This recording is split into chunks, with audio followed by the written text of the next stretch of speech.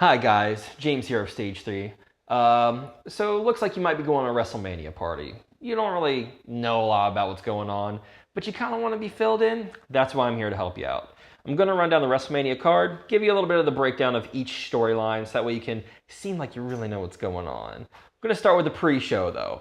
So the first thing we have is going to be the Women's Battle Royale. The way this match works is a whole bunch of women start the match, get thrown over the top rope. Not a big story here, just all the women who don't really have a match to be in. A lot of people are a little upset because something we'll get into later is both women's titles are going to be in the main event of this match, meaning that no other women can fight for those titles except for the ones in that match. The main person you're probably going to look to win this match, a girl named Asuka out of Japan. She's got multicolored hair, huge fan favorite, and she just lost her title. This might be her big push. Not a big storyline here. The other pre-show match we have is going to be the men's battle royale match. The big story in this one is Michael Che and Colin Jost from Saturday Night Live are going to be in this match. The big story here is that they've been kind of trying to talk nice with this guy named Braun Strowman, big guy with a beard. They've been trying to play nice with him. They sent him a car, he destroyed it, and he said, "You guys need to be in this battle royale, or you can wander New York knowing that one day you're going to catch these hands." It's going to be kind of a fun, gimmicky match. They're probably going to get thrown out at the same time, something fun, gimmicky. I really hope they don't win because that'd be a joke to wrestling. One of the other matches we have is going to be the Cruiserweight match. The Cruiserweights really don't get love with WWE. They're a whole bunch of high-flying guys, but no one watches their show. They're super talented. Buddy Murphy is the champion. He's going to be fighting this guy who has like a crazy six-pack named Tony Nese. Buddy Murphy's this Australian guy, has a super hot wife named Alexa Bliss. Look to him to probably retain the title just because no one watches the Cruiserweight, so if he wins or lose, it doesn't really matter. Now we get into the actual show. By the way, this is going to be like a 5-hour wrestling event, so I really hope you brought a lot of alcohol. They have a couple 4-way tag matches for the titles. There's a SmackDown and Raw tag titles. SmackDown one's going to be in a fatal 4-way match. The Usos, if you used to watch wrestling back in the day, you might know a big guy named Rikishi. He used to put his butt in people's faces. His sons are a tag team. They're the champions. They're going to be fighting these guys named Shinsuke Nakamura and Rusev. They're the two foreign heels. You have Cesaro and Sheamus, a.k.a. The Bar, also foreign heels, all super talented guys. And there's these two guys out of NXT, the developmental league, named Ricochet and Aleister Black. This match is unfortunate that all these guys are stuck in this match because they're all super talented. I don't see a title change really happening because it's probably going to go on early in the show. Titles don't usually change early. But look for a lot of crazy tag matching, high-flying maneuvers. One of the other matches you're going to have for the women's tag titles, yeah, there's women tag titles now. You got the Boston Hug Connection. Sasha Banks and Charlotte are defending their titles against the Iconics, which are two super hot Australian chicks, but they're kind of seen as a joke, so they're not winning. You have Beth Phoenix coming back out of retirement, teaming up with Natalya. They're known as the Divas of Doom.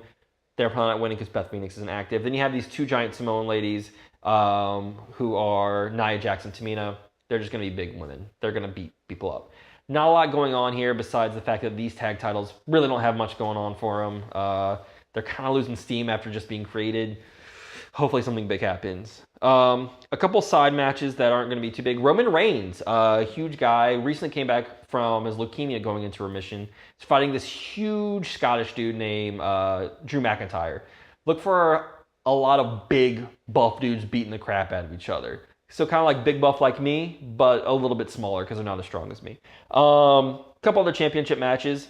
Your boy Rey Mysterio is back these days. People love him. He's fighting Samoa Joe for the U.S. title.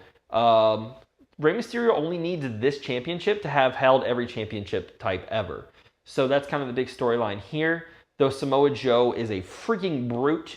Look for David versus Goliath with this match pretty much. What else on the card? Finn Balor versus Bobby Lashley. Bobby Lashley is pretty much Black Brock Lesnar, but with no personality. But he's the Intercontinental Champion. Finn Balor is this guy who's never eaten a carbohydrate in his life, ripped to shreds. He has this character called the Demon, which he comes out with all this paint. You're going to want to watch this match just for the entrance if he comes out as the Demon. It's probably the sickest thing you'll ever see in wrestling, especially at WrestleMania. They always do it 10 times bigger.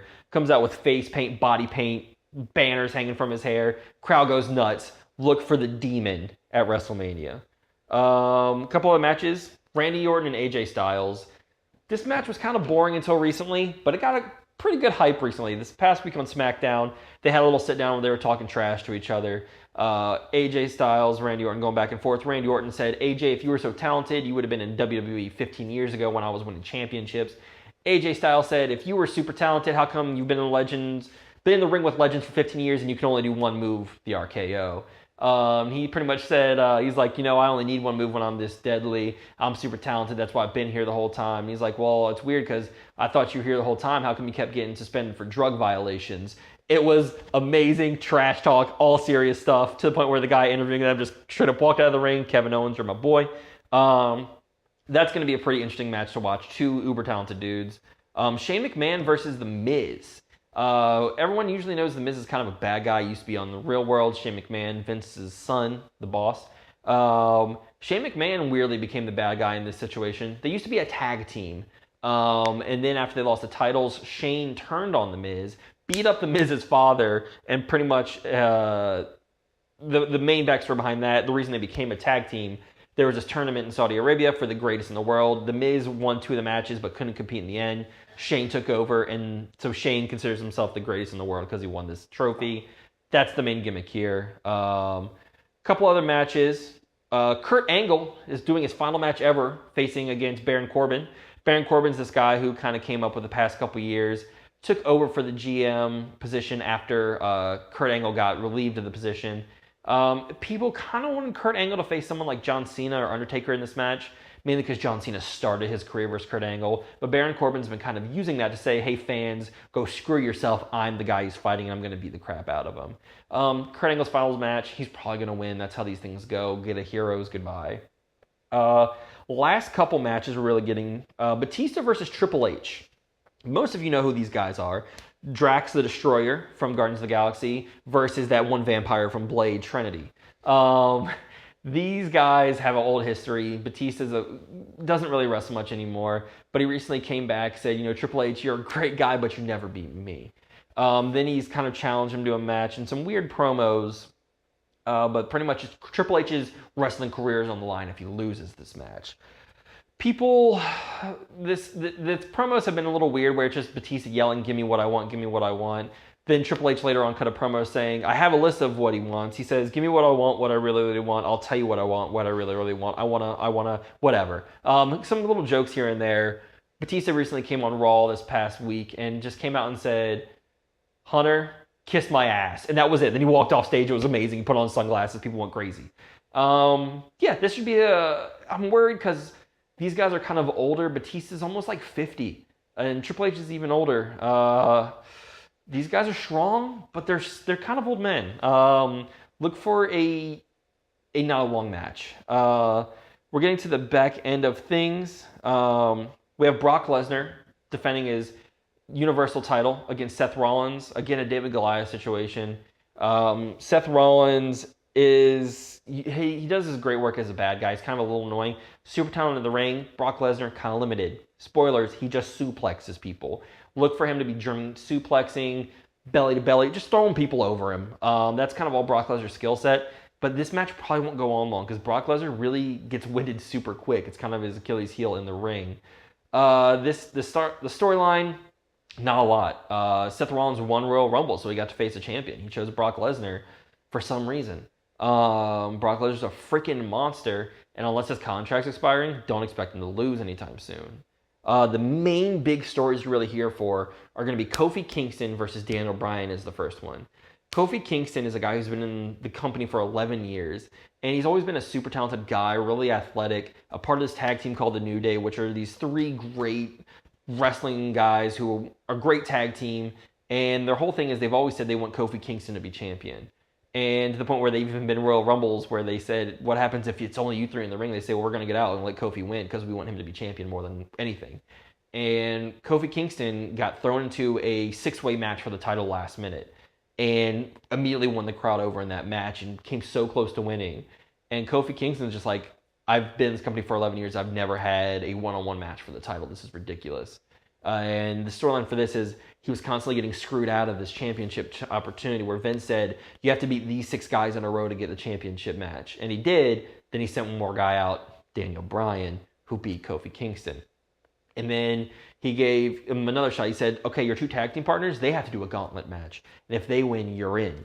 and they finally won. And the whole thing is Vince kept saying Kofi Kingston's a B-plus player, which is a cool reference if you're a wrestling fan, because back in the day, Daniel Bryan, they said he was a B-plus player when he was a good guy because he's a small guy who doesn't win. They're like, no, you're not superstar material. You're just this little guy. But the crowd got behind Daniel Bryan.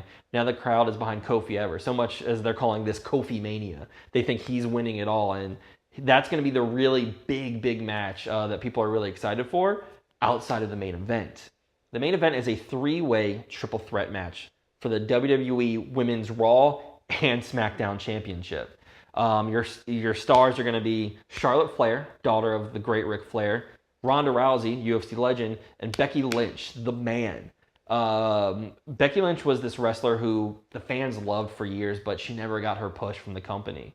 And they tried to make her become a bad guy at one point at SummerSlam, I believe it was, by she had a one-on-one match for the women's title in SmackDown. But then her best friend Charlotte got thrown into the match last minute, and Charlotte won. And Becky went to shake her hand and just beat the out of Charlotte. They expected the crowd to boo. They did not. They loved this. And ever since then, Becky Lynch has had this kind of stone cold Steve Austin persona where she just does whatever she wants. She's the man. And originally this match was going to be one-on-one with Ronda Rousey because they were supposed to have a match at Survivor Series back in November. But Becky Lynch accidentally got a concussion in one of the events happening right before. They had to put off this match until now. And this match is the first ever women's match to main event WrestleMania. So it's historic in that event. But these 3 women are freaking super talented. The biggest shame is that Charlotte got in here in a way, because Charlotte, as of 2 weeks ago, was just thrown in here. Now she's the women's SmackDown champion. So this match should be really good. I think the main part of putting it as a triple threat is that they can kind of somewhat hide the weaknesses of Ronda Rousey, who's only been with the company for a year. She's grown immensely in that year, but her matches usually end quickly with her just being Ronda Rousey, kind of brute forcing her way through the match. I think the main events are going to, obviously that being the final match, and then Kofi and Daniel Bryan hopefully goes on right before it, because those matches are going to steal the show. Look for a lot of, dumb little things like Colin Jost, like I said, and Michael Shea being in there. WrestleMania is a fun event. If you're new to wrestling or you're just kind of watching it infrequently, it's one of those things that you forget how crazy this stuff gets and how much these things can hurt. It's going to be a good time. That's all I really have to say. Feel free, if you watch wrestling, to leave a comment down below of what your match you're looking forward to is. If you're not, just tell me if you like wrestling at all. We might do more wrestling stuff. Who knows? It doesn't come up often. Don't forget to like, share, and subscribe to this channel, to this video. Hit the little notification so that way you can see if more random stuff like wrestling pops up on the channel. Don't forget to follow me and Julian on Instagram and Twitter. Don't forget to follow the channel on Facebook, Twitter, and Instagram. And for me and Julian here at Stage 3, stay tuned.